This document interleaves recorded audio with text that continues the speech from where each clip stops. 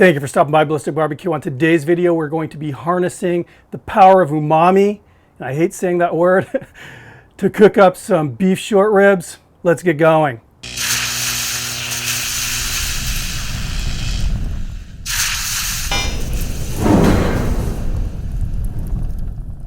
So in this video, I'm going to be using some fairly unconventional ingredients in the barbecue world to really bring out the savory flavors of these beef ribs. We're going to start out with just a little slather and the dry seasoning. So here's that rack of beef ribs. Again, beef short ribs. This is 3 bones.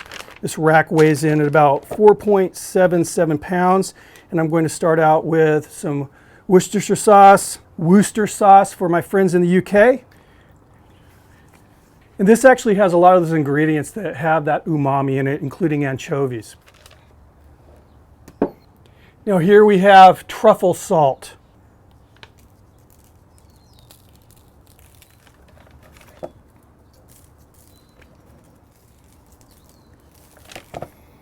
Fresh ground black pepper.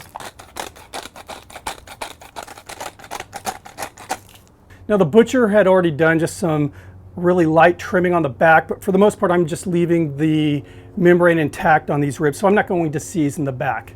Let's go ahead and get those hooks in. I will be hanging these. Just going to stick this between the bone.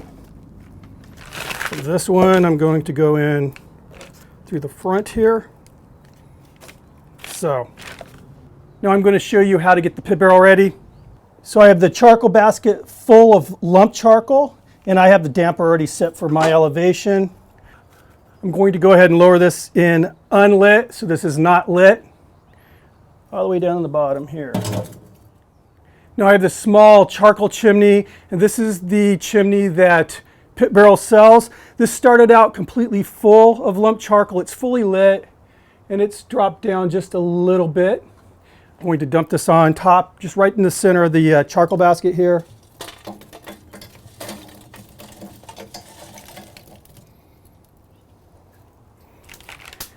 Now for the wood, I'm going to be using hickory, starting out with just 2 chunks, 2 decent sized chunks of hickory wood, no more than that. You don't need a whole lot of wood in the pit barrel cooker. It's very efficient. So now we're going to be putting the rebar in place. We are going to be hanging this rack of ribs. However, these also play a role in controlling the airflow. They restrict some of the air that comes through the holes for the rebar actually. So get these in. Get that rack hung. Here we go. And we are cooking. The only thing I have to do now is honestly just let the pit barrel do its job. I'll take a peek in about an hour or so to see if the outside of the ribs are looking a little dry. If they are, I'll spritz it with water. Pit barrel runs very humid, so I don't think I'll have to do that. I very rarely do, but if it needs it, I'll spritz them.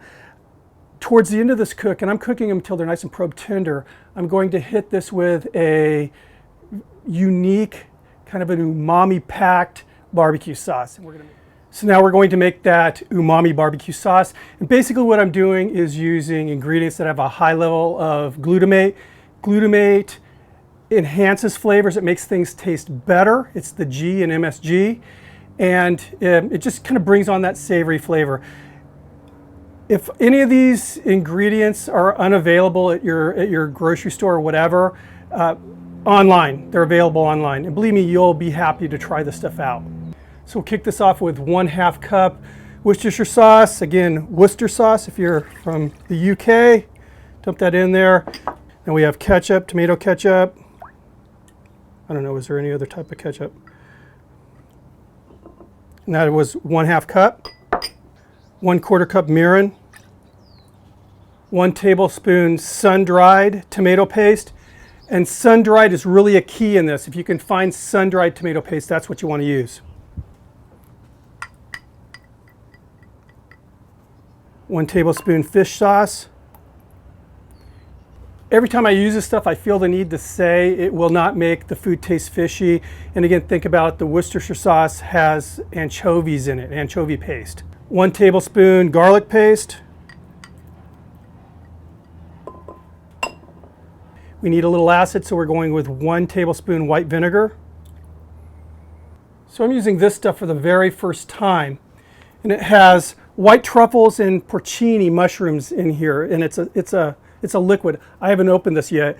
My wife found this. We were actually at a little gourmet market. She found it, and I was thinking, gosh, the truffles, again, high glutamate, the porcini mushrooms, this is all, again, umami.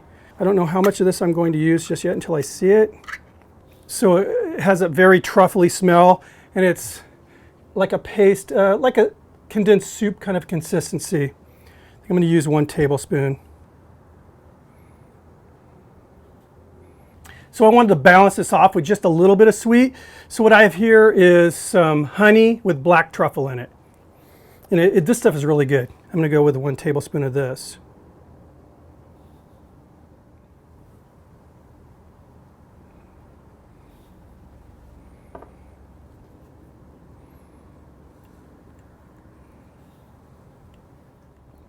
And just for a little bit of heat, I have about a ½ teaspoon of cayenne pepper.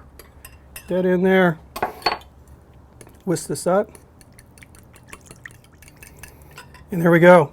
It's done. And these little white pieces, that's the porcini mushroom. It is good. This is exactly what I wanted, and it's going to go great with beef. So again, we're just letting this rock and roll. Towards the end, we'll base it with a sauce. So it's been about 3.5 hours, and these ribs are pretty much done. Actually, this was a much faster cook than I anticipated. I'm not going off of temperatures at all, but I was using a meat probe to check for tenderness. What I'm going to do now is pull the ribs off, and we're going to base them with the sauce, get them back on, let the sauce set up a little bit, then we'll be done. So this is actually a new set of tongs that Pit Barrel Cooker came out with, and it actually has a cutout right here to use as an extra hook picker-upper, which is pretty darn cool.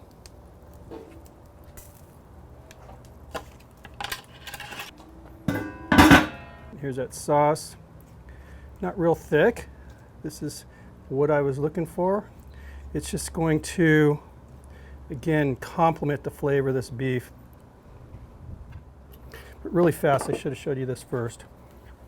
So again, I'm not going off a temp, but just watch this. This is what I was going off of. See how that's going right through with zero resistance. I mean, zero resistance.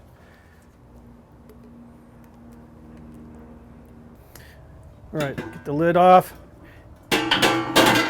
And obviously the reason I had it on was just to prevent a fire from building in the coals there.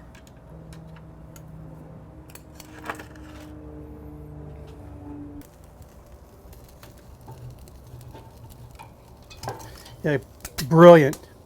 And I like this idea even better. I'll be getting some use out of that towards the end of this video. Lid back on. So another 20-30 minutes and we'll be done. So it's been about 25 minutes. Let's pull these ribs.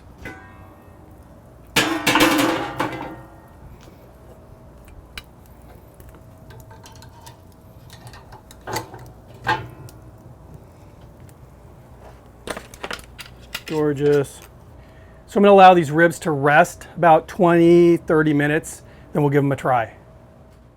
We're back. Let's try this out. Looks so good. Is it called tender? Let's look at that. So juicy. Beautiful. I mean, look at this. It's like butter. Look at that. I'm really, really happy with this. Let's give it a try. This is like butter. I mean, check this out. Just so juicy.